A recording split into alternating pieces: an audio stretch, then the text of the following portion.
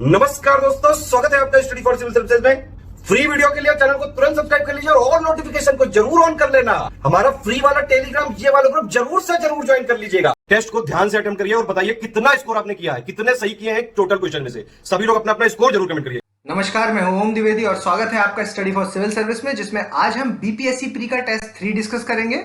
और आगे बढ़ने से पहले मैं आपको बता दूं कि स्टडी फॉर सिविल सर्विसेज के कई फ्री और पेड कोर्सेज यूट्यूब और टेलीग्राम पर मौजूद हैं, जिन्हें आप इस लिंक के थ्रू और इस नंबर पर कॉल करके ज्वाइन कर सकते हैं। तो चलिए शुरू करते हैं आज का वीडियो। और आज का हमारा पहला क्वेश्चन है, सिंधु घाटी सभ्यता के पुरातात्विक निष्कर्षों पर विचार करें और सही विकल्प को चुनें।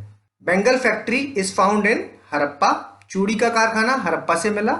मोहनजोदारो से तांबे की नर्तकी मिली।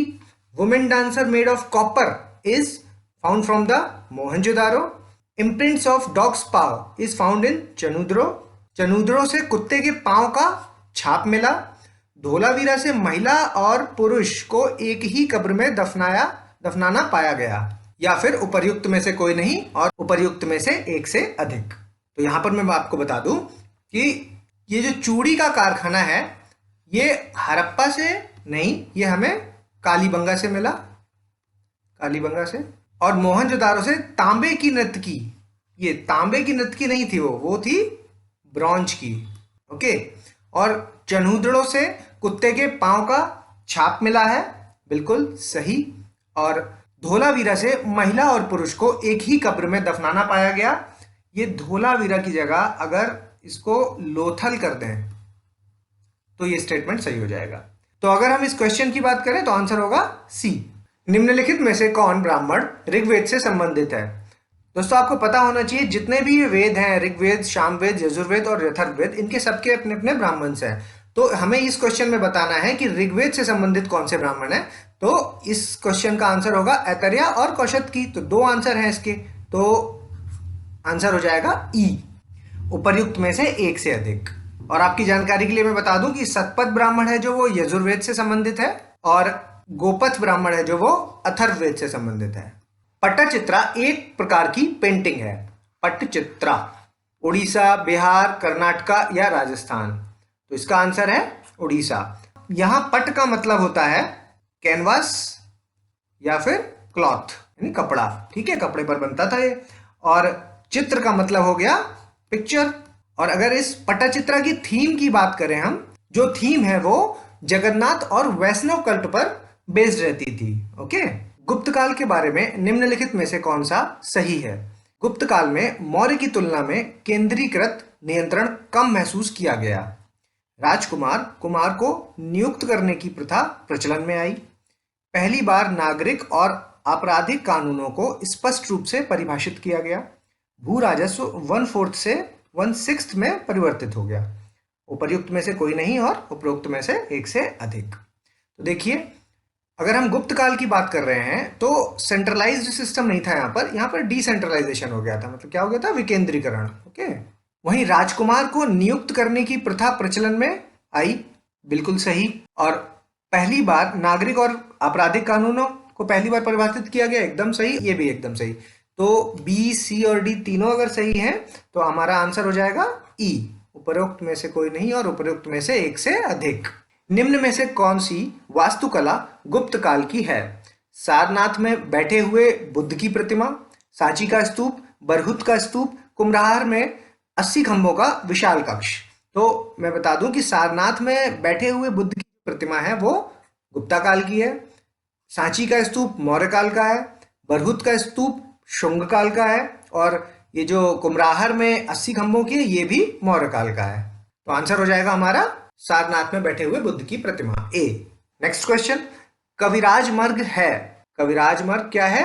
Ancient Kannada book on poetics, ancient Telugu book on poetics, ancient Kannada book on politics या ancient Telugu book on politics? तो इसका आंसर हो जाएगा कि ये काव्यों पर प्राचीन कन्नड़ पुस्तक है। ओके, ए आंसर हो जाएगा इसका। कविराज मार्ग अमोघ वर्ष ने लिखी है, अमोघ वर्ष 1, जो कि राष्ट्रकूटों के थे। और कुछ हिस्टोरियंस का कहना है कि ये संस्कृत की एक बुक है काव्यदर्श, उस पर बेस्ड है। वाइसरॉय हार्डिंग दिल्ली बम मामले पर हत्या का प्रयास किया गया भगत सिंह और बटुकेश्वर दत्त के द्वारा। मदन लाल ढींगरा के द्वारा, रासबिहारी बोस के द्वारा। तो देखिए भगत सिंह और बटुकेश्वर दत्त तो असेंबली बॉम्ब केस से जुड़े हुए हैं, असेंबली बॉम्ब केस, ओके। और मदन लाल ढींगरा है जो, ये करजन विली के मर्डर से जुड़े हुए 1909 वाले, ठीक है। ये इन्होंने लंदन में ट्राई किया था। भगत सिंह वाला ये कब का है, 1929 का, ओके। और ये रासबिहारी बोस के साथ में बसंत कुमार ने मिल करके 1912 में ये हार्डिंग पर बम फेंका था, ओके। तो ये हो गया इसका आंसर डी। गांधी जी को केसरे हिंद की उपाधि से सम्मानित किया गया, सार्जेंट योजना के लिए ब्रिटिश सरकार का समर्थन करने के लिए, बोर युद्ध के दौरान भारतीय एम्बुलेंस कोर खड़ा करने के लिए, सांप्रदायिक पांचाट स्वीकार करने के लिए, जातीय भेदभाव के खिलाफ लड़ने के लिए। इस क्वेश्चन में सबसे पहले मैं आपको सार्जेंट प्लान के बारे में बता दूं कि सार्जेंट प्लान जो है वो शिक्षा से जुड़ा हुआ प्लान था और गांधी जी ने इसका समर्थन किया, जिसका ध्येय भारत को 40 साल के अंदर पूर्णतः साक्षर बनाना था। भारतीय एम्बुलेंस कोर क्या है, ये वर्ल्ड वॉर 1 के टाइम पर गांधी जी ने स्टार्ट किया था, जो कि प्री हॉस्पिटल केयर से संबंधित है और इसका खर्च भी लोकल इंडियन कम्युनिटी ने ही उठाया था। कम्युनल अवार्ड्स कौन सा है, 1932 वाला। जातीय भेदभाव के खिलाफ लड़ने के लिए वो गांधी जी हमेशा लड़ते रहे। तो इस क्वेश्चन की बात करें तो इसका आंसर हो जाएगा बी, बोर युद्ध के दौरान भारतीय एम्बुलेंस कोर को खड़ा करने के लिए, ओके। गांधी जी द्वारा पहली बार हथियार के रूप में भूख हड़ताल का प्रयोग किया गया, चंपारण में, खेड़ा में, अहमदाबाद मिल हड़ताल में, असहयोग आंदोलन में, या इनमें से कोई नहीं, या एक से अधिक। तो मैं बता दूं कि चंपारण 1917 में हुआ और इसको हम फर्स्ट सीडीएम के नाम से जानते हैं, मतलब सविनय अवज्ञा आंदोलन, ओके। और जो खेड़ा है वो 1918 में हुआ और ये अहमदाबाद भी 1918 में ही हुआ। खेड़ा को हम फर्स्ट एनसीएम कह सकते हैं, नॉन कोऑपरेशन मूवमेंट। एनसीएम का मतलब असहयोग आंदोलन, गांधी जी का पहला असहयोग आंदोलन। और अहमदाबाद मिल स्ट्राइक है जो, उसमें गांधी जी ने पहली बार हथियार के रूप में भूख हड़ताल का प्रयोग किया। तो इस क्वेश्चन का आंसर हो जाएगा सी, अहमदाबाद मिल स्ट्राइक। चलते हैं अगले क्वेश्चन की ओर। नेहरू रिपोर्ट 1928 के मुख्य सूत्रधार कौन है? तो इसका आंसर है मोतीलाल नेहरू और तेग बहादुर सप्रू, दोनों इसके आंसर। तो आंसर हो जाएगा ई, टिएरा डेल फिगो सबसे दक्षिणी सिरे से दूर एक द्वीप समूह है, दक्षिणी अमेरिका में, अफ्रीका में, ऑस्ट्रेलिया में या फिर एशिया में। तो पहले भी मैंने आपको बताया कि इस तरह के जो भी मैप बेस्ड क्वेश्चन है वो आपको अपनी एटलस खोल करके जरूर लोकेट कर लेना है। तो इसका आंसर है दक्षिणी अमेरिका में। तो चलिए एक बार देख लेते हैं इसको। ये देखिए साउथ अमेरिका का मैप है ये, और ये आपका टेरा डेल फिगो। ये तो टेरा डेल फिगो अगर मैं इस मैप में दिखाऊं आपको तो ये होगा इस जगह पे, इस जगह पे, ओके। इस वाले एरिया में टेरा डेल फिगो मिलेगा। और यहाँ पर ये जो उशेरिया है, उशेरिया, ये क्या है? ये सदर्न मोस्ट टाउन है, सदर्न मोस्ट टाउन, ठीक है। सदर्न मोस्ट टाउन, वर्ल्ड का सबसे निचला टाउन, ओके। उसके अलावा साउथ अमेरिका का आप मैप थोड़ा सा देख लीजिए, छोटा सा है साउथ अमेरिका, इसमें आसानी से याद हो जाता है। तो देखिए ये वाला हिस्सा है, ये चिली वाला हो गया, ये पेरू हो गया, ठीक है, ये इक्वाडोर हो गया, ये कोलंबिया हो गया। इसी एरिया में इधर एंडीज है, एंडीज माउंटेन्स है ना। और उसके बाद यहाँ वेनेजुएला हो गया, उसके बाद ये ब्राजील हो गया, ये Paraguay, Uruguay, Argentina. Which among the following do not cross the equator? Do not, okay. तो इक्वाडोर, गैबॉन, इंडोनेशिया या ऑस्ट्रेलिया। तो यहाँ पर हमें समझ में आ रहा है कि ऑस्ट्रेलिया हमारा सदर्न हेमिस्फीयर का पार्ट है ना। इक्वेटर के नीचे वाला पोर्शन जो सदर्न हेमिस्फीयर होता है, तो ये ऑस्ट्रेलिया सदर्न हेमिस्फीयर का पार्ट है। इक्वेटर है जो वो इन 3 देशों से पास होगी, लेकिन ऑस्ट्रेलिया से नहीं। तो इसका आंसर हो जाएगा डी, ऑस्ट्रेलिया। लेकिन इस जगह पे आपको पता होना चाहिए कि इक्वेटर किस किस कॉन्टिनेंट से और किस किस देशों से पास होती है, ओके। तो उसके लिए मैं आपको बता दूं कि अगर ये इक्वेटर है मान लीजिए, तो इक्वेटर सबसे पहले साउथ अमेरिका में एंट्री करेगी। अगर हम वेस्ट टू ईस्ट जा रहे हैं तो साउथ अमेरिका में सबसे पहले इक्वाडोर आएगा, इक्वाडोर, उसके बाद कोलंबिया, उसके बाद ब्राजील, ठीक है, फिर उसके बाद अफ्रीका में आ जाएगी। अफ्रीका में सबसे पहले साओ टोम प्रिंसिपी, ठीक है, फिर उसके बाद गैबॉन, उसके बाद कॉन्गो, फिर डीआरसी कॉन्गो मतलब डेमोक्रेटिक रिपब्लिक ऑफ कॉन्गो, उसके बाद युगांडा, फिर केन्या, फिर सोमालिया, उसके बाद मालदीव्स, फिर इंडोनेशिया और फिर किराबाटी। इतने देश हैं जहां से इक्वेटर पास करती है। तो ये आपकी नैतिक जिम्मेदारी बनती है कि इसको एटलस में लोकेट करें और याद रखें। कैस्पियन सागर निम्नलिखित में से किसके साथ बॉर्डर बनाता है? ठीक है, तो इसका मैं आपको कोड बता दूं, एक TIKAR, ठीक है, टिकार। तो T for Turkmenistan, I for Iran, K for Kazakhstan, A for Azerbaijan और R फॉर रशिया। ठीक है, तो अब आप यहां पर देख लीजिए, तो इसमें ये इराक है जो ये एक एक्स्ट्रा है। बचे हुए सारे देश कैस्पियन सी के साथ बॉर्डर बनाते हैं। तो हमारा आंसर हो जाएगा इसका 1 2 3 5 6, 1 2 3 5 6 डी आंसर। इसको एक बार मैप में देख लेते हैं। ये देखिए, ये आपका कैस्पियन सी है, ये इधर से कजाकिस्तान से टच कर रहा है, तुर्कमेनिस्तान से टच कर रहा है, ईरान से भी टच कर रहा है, ये इधर अजरबैजान से भी टच कर रहा है और ये रशिया से टच कर रहा है। ठीक है, अगला question, Bering Strait lies in between. Bering Strait मध्य में है भारत और श्रीलंका, रशिया और अलास्का, ऑस्ट्रेलिया और न्यूजीलैंड, इंडोनेशिया और सुमात्रा, या इनमें से कोई नहीं, या एक से अधिक। तो एक से अधिक तो हो ही नहीं सकता। बेरिंग स्ट्रेट बेसिकली रशिया और अलास्का के बीच में है, और जो आपकी भारत और श्रीलंका के बीच में है उसका नाम क्या है? उसका नाम है पाक स्ट्रेट। ठीक है, और जो ऑस्ट्रेलिया और न्यूजीलैंड के बीच में है उसका नाम क्या है? उसका नाम है बास स्ट्रेट। और इंडोनेशिया और सुमात्रा के बीच में है जो, उसका नाम है सुंडा स्ट्रेट। और रशिया अलास्का के बीच है आपकी बेरिंग स्ट्रेट। तो आंसर हो जाएगा इसका रशिया और अलास्का बी। निम्नलिखित में से कौन सी जोड़ी सही ढंग से मेल नहीं खाती है? पेरू करंट ठंडी है, गल्फ स्ट्रीम ठंडी है, कैलिफोर्निया धारा ठंडी है, फाकलैंड धारा ठंडी है। तो देखिए, पेरू करंट ठंडा है, गल्फ स्ट्रीम है जो ये वार्म है, गर्म है ना, और कैलिफोर्निया है जो ये भी ठंडी है, और फाकलैंड करंट भी ठंडा है। तो इसका आंसर हो जाएगा बी, गल्फ स्ट्रीम। ओके, यहां देख लेते हैं एक बार और, मैप में लोकेट कर लेते हैं इसको। ये देखिए, ये है आपकी गल्फ स्ट्रीम, ये गर्म है। क्यों गर्म है? ये जो भी इक्वेटर से आपको पोल्स की ओर जाती हुई दिखेगी, जिसकी डायरेक्शन इक्वेटर से पोल्स की ओर है, वो सब गर्म होंगी, और जिनकी डायरेक्शन पोल से इक्वेटर की ओर है तो उनकी वो सब ठंडी होंगी। ठीक है, तो ये आपकी गर्म हो गई गल्फ स्ट्रीम। ये देखिए यहाँ पर, ये ब्राजीलियन वाली ये भी गर्म है।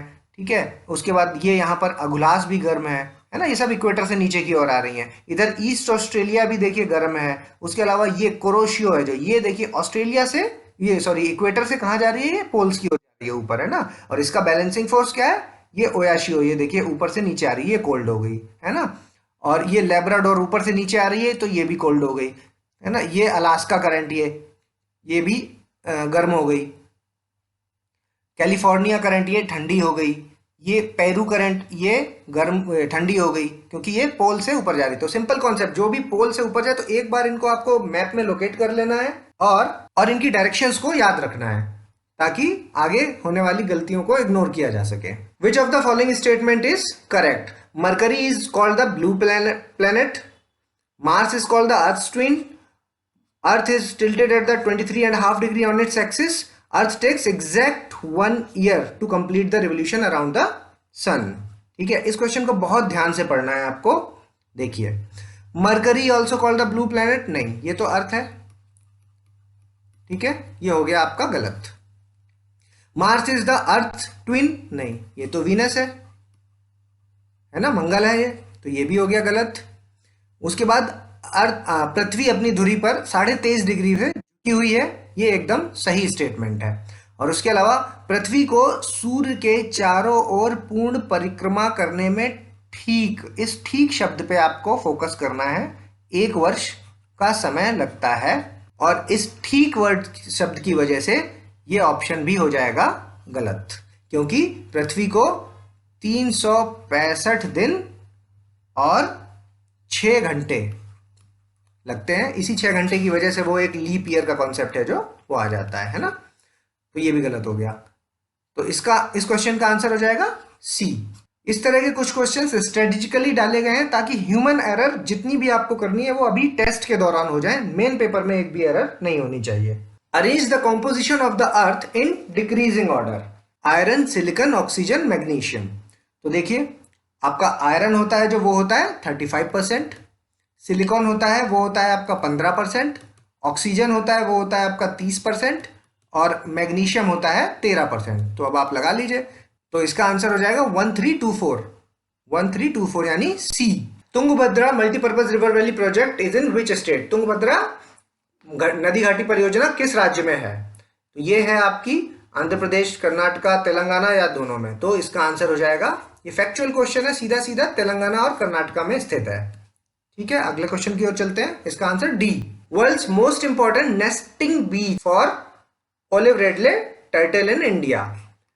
Gulf of Kutch, gulf of Mannar, Mahatma Gandhi marine national park, Gahirmatha marine wild life sanctuary या नन ऑफ द अबव और more than one of the above. तो आपको पता होना चाहिए, काफी न्यूज में रहते हैं ओलिव रेडले टर्टल। इस क्वेश्चन का आंसर हो जाएगा Gahirmatha marine wild life century. ये सारे ही ऑप्शन मरीन सेंचुरीज के हैं। गल्फ ऑफ कच्छ कच्छ में है, मन्नार तमिलनाडु में है, Mahatma Gandhi marine national park Andaman and Nicobar में है, गहिरमाथा उड़ीसा में है। ठीक है, तो आपको मैं ओलिव रेडले टर्टल के बारे में थोड़ा सा बता दूं। ये है जो, ये हमेशा वार्म वाटर में पाए जाते हैं। कहाँ पे? Warm water of Pacific ocean, Atlantic ocean और इंडियन ओशियन, इसी एरिया में ये मिलते हैं हमेशा गर्म पानी में। और इनका जो यूनिक मास नेस्टिंग बीच होता है, जिसका एक पर्टिकुलर नाम है, जिसका नाम क्या है? अरीबाड़ा, अरीबाड़ा। ठीक है, इसमें क्या होता है कि कई सारी फीमेल्स एक साथ आ जाती हैं सेम बीच में और फिर अंडे देती हैं। और अगर मैं बताऊं आपको कि गहिरमाथा वाइल्ड लाइफ सेंचुरी किस नदी पर है, तो उसका नाम है रुशकुलिया नदी, रुशकुलिया। ओके, और आपको टर्टल और टॉर्टोइस के बीच का अंतर बता देता हूं मैं कि टर्टल वो होता है जो पानी में रहता है और जो टॉर्टोइस होते हैं वो जमीन पे रहते हैं। ठीक है, which among the following are the Ramsar sites of the Jammu and Kashmir? Okay, तो निम्नलिखित में से कौन जम्मू कश्मीर की रामसर स्थल है? Tso Moriri, Pong dam, Renuka lake, Harike. तो ये जो शो मरोरी है ये आपकी जम्मू एंड कश्मीर में है, ये दोनों हैं जो ये आपकी हिमाचल प्रदेश में है, और ये जो हरिके है ये आपका पंजाब में है। ठीक है, तो इस क्वेश्चन का आंसर हो जाएगा ए, शो मरोरी। ठीक है, ये कुछ रामसर इंपॉर्टेंट साइट्स होती हैं, ये आपको एक बार मैप में जरूर लोकेट कर लेनी है ताकि आगे फ्यूचर में याद रहे कि कौन सी साइट किस एरिया पे है और किस जगह में है। और इसी तरह का क्वेश्चन देखने को अक्सर मिल जाता है। एक और क्वेश्चन यहाँ से बनता है कि कौन सी रामसर साइट है जो मॉन्ट्रेक्स रिकॉर्ड में है, तो ये आपको देखना है और पहचानना है और कमेंट भी करना है इसका।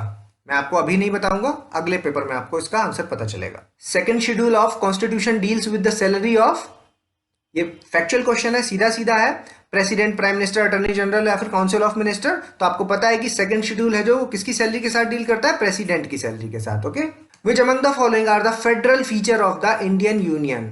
फेडरल फीचर्स कौन से हैं? ठीक है, संघीय विशेषताएं पूछ रहा है, संघ की संघीय विशेषताएं। एकल नागरिकता, लिखित संविधान, मजबूत केंद्र, एकीकृत न्यायपालिका या उपर्युक्त में से कोई नहीं या एक से अधिक। तो देखिए सर, सिंगल सिटीजनशिप है जो, ये हमारा ये एक यूनिटरी फीचर है। ठीक है, जो कि कनाडा के मॉडल पर बेस है, जिसमें कि सिर्फ भारतीय नागरिकता हो सकती है, कोई सेपरेट स्टेट की नागरिकता नहीं होती है। ठीक है, ये यूनिटरी फीचर हो गया। उसके बाद स्ट्रॉन्ग सेंटर की बात कर लेते हैं। तो भाई स्ट्रॉन्ग सेंटर कैसे है? क्योंकि देखिए मैक्सिमम सब्जेक्ट्स हैं जो वो भी सेंटर के पास है, मोर इंपॉर्टेंट सब्जेक्ट्स हैं जो वो भी सेंटर के पास है ना, और रेसिडुअरी पावर्स हैं जो वो भी सेंटर के पास है। तो इसलिए हम कह सकते हैं कि सेंटर हमारा स्ट्रॉन्ग है। तो ये भी एक यूनिटरी फीचर है। उसके अलावा इंटीग्रेटेड जुडिशरी, कैसे? सबसे ऊपर है सुप्रीम कोर्ट, उसके बाद फिर हाई कोर्ट। तो भारत में सिंगल सिस्टम ऑफ कोर्ट है which enforces the central as well as the state laws. ठीक है, तो ये भी हमारा यूनिटरी फीचर है एक। ठीक है, तो अब क्या बच गया? एक रिटन कॉन्स्टिट्यूशन। ये जो रिटन कॉन्स्टिट्यूशन है ये हमारा फेडरल फीचर है, क्योंकि एक ही संविधान है जो कि सेंटर के लिए और स्टेट्स के लिए, दोनों के लिए लागू होता है। ठीक है, तो इस क्वेश्चन का आंसर हो जाएगा B, written constitution. Which of the following is और आर द पार्लियामेंट्री सिस्टम? ठीक है, संसदीय प्रणाली की विशेषता की बात कर रहा है। पॉलिटिकल होमोजिनिटी, राजनीतिक समरूपता, सेपरेशन ऑफ पावर, शक्ति का विभाजन, एकल सदस्यता, सिंगल मेंबरशिप या राष्ट्रपति का वर्चस्व, डोमिनेशन ऑफ प्रेसिडेंट। तो देखिए सर, हमारे देश में पॉलिटिकल होमोजिनिटी के बारे में आप जानते हैं कि ये मौजूद है।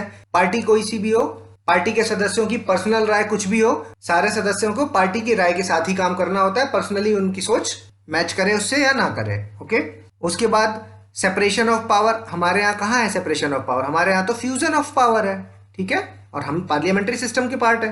सेपरेशन ऑफ पावर का मतलब क्या हुआ कि वाटर टाइट कंपार्टमेंट ईएलजे में, ईएलजे का मतलब एग्जीक्यूटिव, लेजिस्लेचर और जुडिशरी में वाटर टाइट कंपार्टमेंट की, इसका काम ये नहीं, लेकिन हमने देखा है कि जुडिशरी सबसे ऊपर ओवर पावर कर सकता है इन दोनों को, है ना। तो आप कह सकते हैं कि separation of power is a presidential system, ठीक है।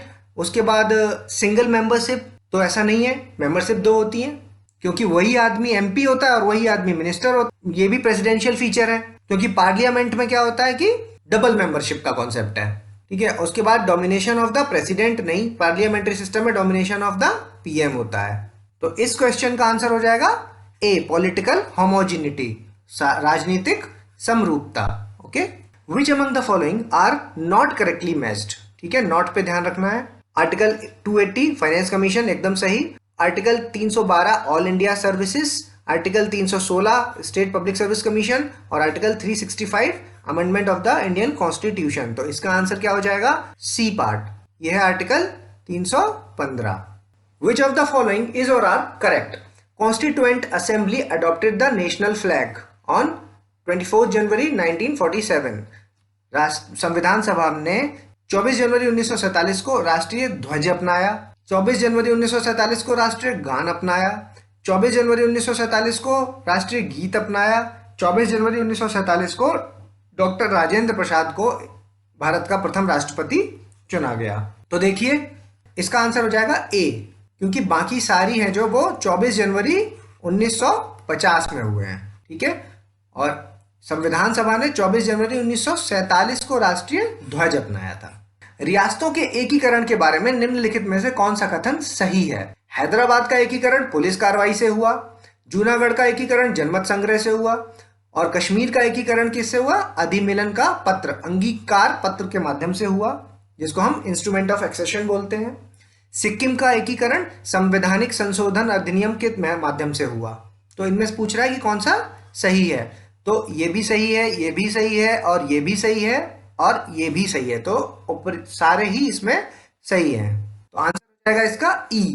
तो यहां पर मैं आपको बता दूं कि सिक्किम है जो वो पहले चोग्याल डायनेस्टी का पार्ट था और बाद में 35वें संविधान संशोधन से यूटी के रूप में शामिल हुआ भारत में, और फिर 36वें संविधान संशोधन से 1974 में ये एक पूर्णतः राज्य का दर्जा मिल गया इसको। Arrange the following state formation in the chronological order, ठीक है, ये बहुत ही इंपॉर्टेंट होते हैं, ईयर के साथ इनको एक बार याद कर लेना है। तो देखिए महाराष्ट्र 1960, मणिपुर 1972, हरियाणा आपका हुआ है 1966 में, और सिक्किम जो हुआ है वो हुआ है, अभी देखा हमने कहा 1975 में। तो इसका आंसर हो जाएगा बी, महाराष्ट्र, फिर उसके बाद हरियाणा, फिर उसके बाद मणिपुर, फिर उसके बाद सिक्किम और फिर उसके बाद लास्ट में तेलंगाना। तेलंगाना रह गया, तेलंगाना हुआ है आपका 2014 में। Which of the following fundamental rights are available only to the citizen and not to the foreigners, ठीक है, केवल नागरिकों के लिए उपलब्ध हैं और विदेशियों के लिए नहीं है। कौन से मौलिक अधिकार की बात चल रही है यहाँ पर, ठीक है। तो आंसर है इसका 15, 16, 19, 29, 30, ठीक है। ये आपको सीधे सीधे याद कर लो, डायरेक्ट ही क्वेश्चन आता है। अच्छा, लेकिन आपको ये पता होना चाहिए कि ये सारे आर्टिकल्स किस चीज से संबंधित हैं। तो देखिए 15 और 16 राइट टू इक्वलिटी का पार्ट है, ये राइट टू फ्रीडम का पार्ट है, और ये दोनों कल्चरल एंड एजुकेशनल राइट्स का पार्ट है, जिसमें माइनॉरिटी के प्रोटेक्शन से रिलेटेड बातें कही गई हैं, ठीक है, संस्कृति और शिक्षा से संबद्ध अधिकार, ठीक है। 15, 16, 19, 29, 30। निम्नलिखित में से कौन अनुच्छेद 21 के अंतर्गत आता है। निजता का अधिकार, मौन की स्वतंत्रता, प्रेस की स्वतंत्रता, सोने का अधिकार, right to privacy, freedom of silence, freedom of press या फिर राइट टू स्लीप। तो देखिए राइट टू प्राइवेसी है जो, ये आर्टिकल 21 का पार्ट है, और राइट टू स्लीप भी आर्टिकल 21 का पार्ट है। बाकी ये दोनों हैं फ्रीडम ऑफ साइलेंस और फ्रीडम ऑफ प्रेस, मौन की स्वतंत्रता, प्रेस का अधिकार, ये क्या है, ये 19 से संबंधित है। ये राइट टू प्राइवेसी 21 हो गया और राइट टू स्लीप भी 21 हो गया। तो एक से ज्यादा सही है यहाँ पर, तो आंसर हो जाएगा E. Which of the following are not a part of DPSP का पार्ट नहीं है। पहले भी मैं आपको बोल चुका हूं कि डीपीएसपी फंडामेंटल राइट्स शेड्यूल्स, ये सब आपको कुछ कुछ याद रख लेना। तो देखिए, equal justice and free legal aid, ये क्या है? आर्टिकल 39A, ठीक है। Organisation of agriculture and animal husbandry, ये क्या है? आर्टिकल 48, ठीक है। Promotion of international peace and security, ये क्या है?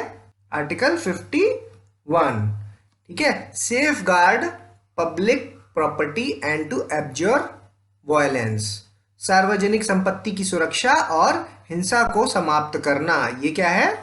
ये हमारी ड्यूटी है, फंडामेंटल ड्यूटी। ओके, तो आंसर हो जाएगा यहां पर D. Vinegar contains acetic acid, lactic acid, tartaric acid या ब्यूट्रिक एसिड। लैक्टिक एसिड है जो, वो दूध में मिलता है, ठीक है।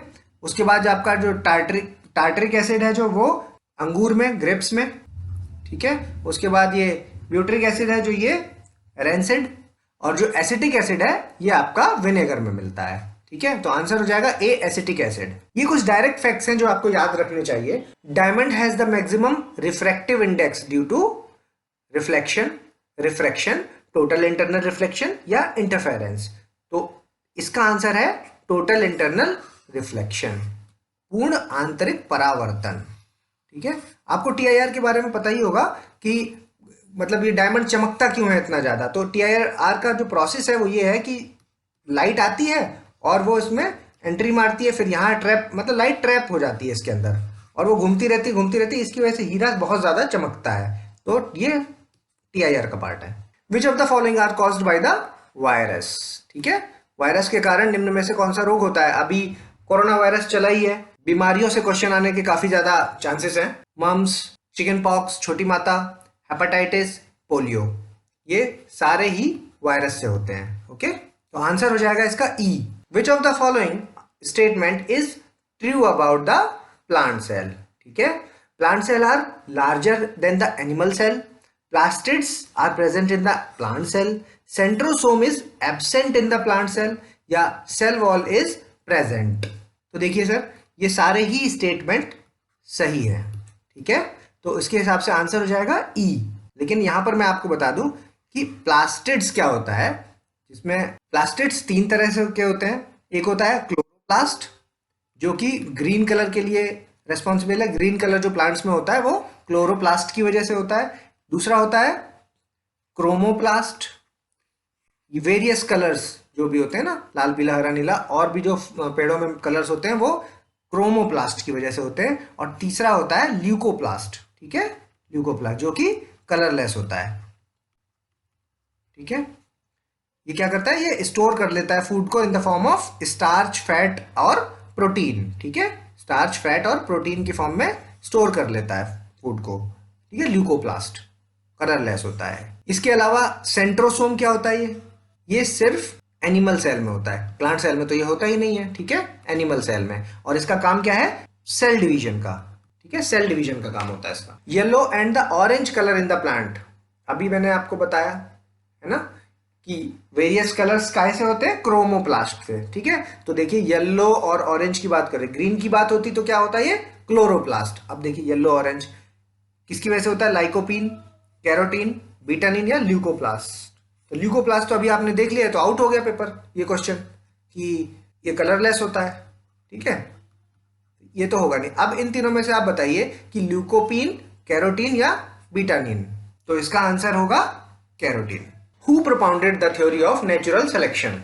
डार्विन, लेनेस, लेमार्क या फिर हैकल। देखिए, तो चार्ल्स डार्विन की थ्योरी है जो, वही है थ्योरी ऑफ नेचुरल सिलेक्शन। इसको हम क्या कहते हैं? डार्विनिज्म, डार्विनिज्म, ठीक है। दूसरा हो गया लेनेस वाली। लेनेस वाली कौन सी थ्योरी है? No species new, each one originate from some pre existing species, कोई भी स्पीशी नई नहीं है। और लेमार्क की थ्योरी का क्या नाम है?